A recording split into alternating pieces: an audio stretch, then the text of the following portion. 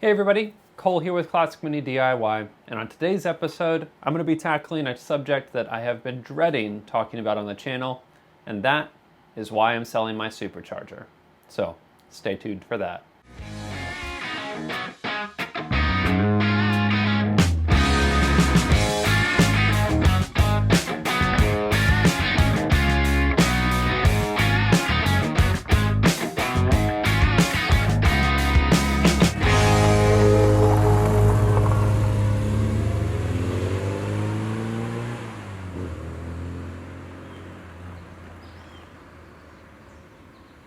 Alright, as I said, on today's episode, I am going to be covering the details about why I have listed my Supercharger up for sale and why I am moving on to something different. Now, this has been an episode that I have been dreading making for quite some time, mostly because I just don't like admitting defeat on these kinds of things. This is the Classic Mini DIY channel. And it's about getting out there, doing it yourself, and getting stuff done. So keep that in mind while I bring you guys through the reasoning for selling the Supercharger, the kit, everything. It's all up for sale on eBay right now. So if you want to buy this, it does come with the Supercharger, the carburetor, the charge cooler, really everything you need to get a supercharged car running, except for a decompression plate. It's almost $4,000, $4,500 worth of parts. And right now I think the bidding is at about $2,000. So it's a really good opportunity to get, a really awesome kit and all the parts for really quite affordable. So link to that is in my description. Now let's get on to why I'm selling it. If you guys follow me on social media, you've probably seen hints and things about there's something rumbling, something happening, and this is it. This is the big secret. And to fully explain why I'm selling this, we need to go back to the beginning. It's been almost a year and a half since I started this project in earnest, which is kind of crazy. It's a long time to be working on a single engine with a project that isn't really that complicated. And the reason it's taken so long is because I initially started with a supercharger to suit a Holley EFI system. Now, the Holley EFI uses a specific type of flange, and that's the part where the actual EFI system connects to the supercharger. So you buy the supercharger to match that. In my case, I had mountains of issues with the Holley EFI system, to the point that it was just completely unreliable. I had idle air control valves fail. I had the fueling system not operate properly. I had the ECU fail on me in different ways. It just got to the point where it was totally unreliable. So at that point, I sent Stuart a message and said, hey, I'm having these issues. Can you help me out? So what I did is I sent back the Holley setup, and he sent me another supercharger that is made to suit a DCOE style carburetor. Now, one of my patrons sent me a DCOE 45, and it was at that point that I tackled the process of trying to tune the DCOE 45 to work with this supercharger. Now, in general, that's a pretty straightforward process based on the things that I understand about these superchargers, but for whatever reason, I couldn't get it to work well off of the line. It just would not pump enough fuel outside of the pump jets to get you off of the line and drive nicely. So throughout that whole process, I was talking with Stuart over at VMAX, and he was coaching me through this, teaching me things. This was over the course of 3 or 4 months. And as a result, he said, you know what, let's try a DCOE 40 that's a little bit more suited for road driving, and let's see if we get any better experience out of that. So that's when he sent me this DCOE 40. Now, you might hear me not calling this a Weber, and that's because this is not a genuine Weber. This is a reproduction unit made to look and operate exactly the way a DCOE 40 Weber carburetor is. However, not a Weber. Now, inherently, reproduction parts are not a bad thing. There's all sorts of aftermarket parts that you can buy for OEM cars, and they work just fine. We started to get the feeling kind of close, but just couldn't bring it over the line. had the same issues off the line, but then also had issues of overfueling at the high RPMs, going quick down the street, which not ideal. After about 100 miles or so with that supercharger, I started to hear rattling, clanking, grinding inside the supercharger housing, which was pretty alarming. So I took off the supercharger and discovered that part of the housing inside the supercharger had at some point fallen inside the screws inside the supercharger. And it slowly started eating away the supercharger housing and delivering a wonderful aluminum swarf into my combustion chambers.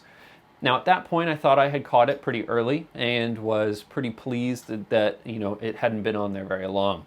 Hopeful that it didn't cause any damage. I've since been able to confirm that no damage has been caused to my lower end, the bottom end of my car. So happy about that. But that did mean that the supercharger had failed. Now I told Stuart about this, and we talked about this at length because he hasn't had one of these fail before. This was the first time he'd experienced this and was really surprised by it. So as a result, you can see I have another supercharger housing here. This was the broken one. If I open this up, you can actually see the screws, the damage inside the housing. But this all happened behind the scenes. This has been happening over the last 6 months. And I've been kind of just working through this until I could actually deliver you guys a video where I could talk about it. But that option never really presented itself because I never could get the supercharger tuned. So fast forward to what we have right now, which is my third supercharger housing and then my third induction system.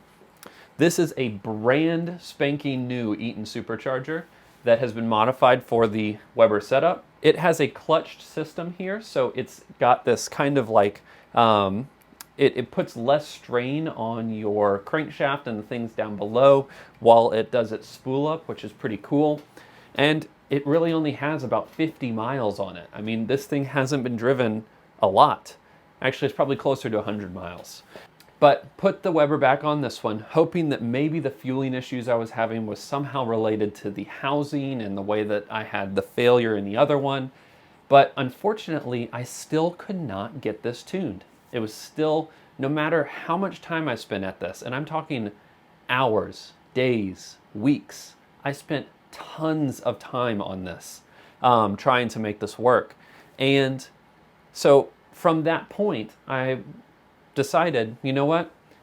Classic Mini DIY is not going to DIY it this time. Let's bring it to a DCO Expert. Now, there aren't a lot of really, really experienced DCOE people in Charlotte, or in the US for that matter. It is not a common skill here. But I was able to find 2 different shops, brought it to both of them at a pretty large expense, and had both of them try and work through and try and figure out why the fueling wasn't working. Both of them kind of arrived at the same conclusion, which was the pump jets are still not pumping enough fuel for whatever reason. Now, neither of these people have had a lot of experience with DCOEs, and neither of these people had a mountain of experience or literally any experience with an Eaton supercharger on a Classic Mini. It's just not something that happens here. So at that point, that was really where the straw that broke the camel's back happened.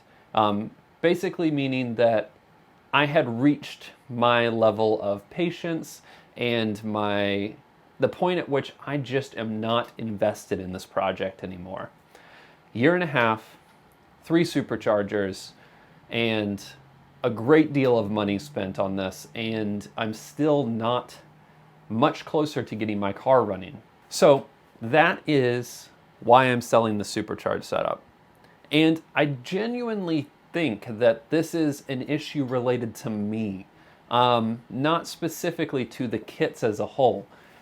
These kits have been around a lot longer than I have been working on minis, and they are loved. People love these things. They bolt on, they make your car fast as hell, and they're reliable. I think that I have just had really bad luck with the whole setup, and I'm just kind of at critical mass with it. it's a frustrating point to be at because I know a lot of people who haven't been in the thick of it doing this work on this car might feel like I'm just kind of giving up on the project, but I have spent so much time off camera working on this. And so what I'm going to be doing is transitioning and switching to a GT17 turbocharger in a side mount configuration with a DTA fully mappable ignition system from MED. I'm making the transition mostly because I can't just slap on a carburetor on this engine anymore. It's been decompressed, so I don't have the ability to just slap a carb on and drive away. It would just be really unpleasant to drive. My compression ratio is around 8:1, and so it wouldn't be fun. It would probably run at some level, but it just wouldn't be quick. And with all of the time and energy and money that has been spent in the bottom end of this engine, it would be a disservice not to actually put it to the test with some real power. So, turbo conversion. Very exciting stuff. I'm really excited about it. One last thing I do want to mention about this is that I think that if somebody had the inclination, they could pretty easily, relatively easily, put a dual throttle body injection system on this. So replace this carburetor with a set of injectors and a fully mappable ECU, go that route, and I think it would be perfect. I am just not the person who's going to be doing that. I don't want you guys to think that I'm selling this and it's just some broken unit that is going to be off on somebody else's car. I think that this is absolutely capable of power. It's a brand new supercharger. All the stuff you need is going to be in that kit. And if I'm being completely honest, all the money that's coming from that is going to go straight back into this turbo build so that I can deliver some cool videos for you guys still. Now I want to touch on a few things that I'm sure a few of you are probably thinking about right now. And I've had this question a few times, and I think it's important for me to tell you guys this. A few people have asked me, well, Cole, why didn't you just put it on a dyno? Why didn't you just tune it on a dyno? Get someone who really knows this stuff and put it on a dyno. Well, it may come as a surprise to everybody, but the US is not just littered with dynos. And on top of that, the US is most definitely not littered with people who know how to tune a carburetor who also have access to a dyno. YouTube makes it seem like everybody has some friend with a dyno. They can just put the car on there and run it in and do everything they need. But unfortunately, that is not the case. And folks that are overseas probably are a little confused by this, but most of our state inspection places, what you guys might consider the MOT, don't have rolling roads, those types of things. They don't do those types of inspections here. It's extremely lax. And as a result, you don't have a lot of skilled people who know how to diagnose or tune these things. So that is something I wanted to just touch on, because I've had that question probably 25 times, why I haven't just put it on a dyno. What's the power figure? Why haven't you tuned it that way? It's not that easy. If it was that easy, it would be done. To wrap this up, I just want to say an enormous, absolutely enormous thank you to Stuart over at VMAX. He has been beyond helpful throughout this whole project. And on top of all of that, when I sent him the email telling him that I was intending to sell this and move to a turbo, he completely understood, and he even was willing to help me with the turbo conversion by helping to provide parts for it or guidance on that. So I genuinely cannot express how thankful I am for him throughout this whole project and how great he was to work with. So if you guys are worried at all about that, I would not hesitate a minute to do business with Stuart again. Now, if you have questions about this, why I'm selling it, anything that I didn't cover in this video, feel free to post those in the comments section below. Also, I'm really, really excited about covering this turbocharged build with you guys. I'm going to go into all sorts of details about how the turbo works, how to put it on an A-series engine, how to get it all working, some really cool ways to, feed the oil, the coolant, all the different things. I'm really excited about this project and sharing it with you guys. So definitely stay tuned. We're going to get back to regularly scheduled programming here very soon. and get this engine back on the road. And you might have noticed throughout this whole video, I keep referring to my engine. It's because my engine is right there. I've actually pulled it again so that I can mock up the turbo build and get it really, really the way I like it. So that's going to wrap up this episode. I really appreciate you guys joining me today. I know this was kind of a talking heads episode, but I felt like it was really important for me to share these details with you guys and be totally upfront with you about the whole project. But that is going to wrap this up. So you guys know the drill.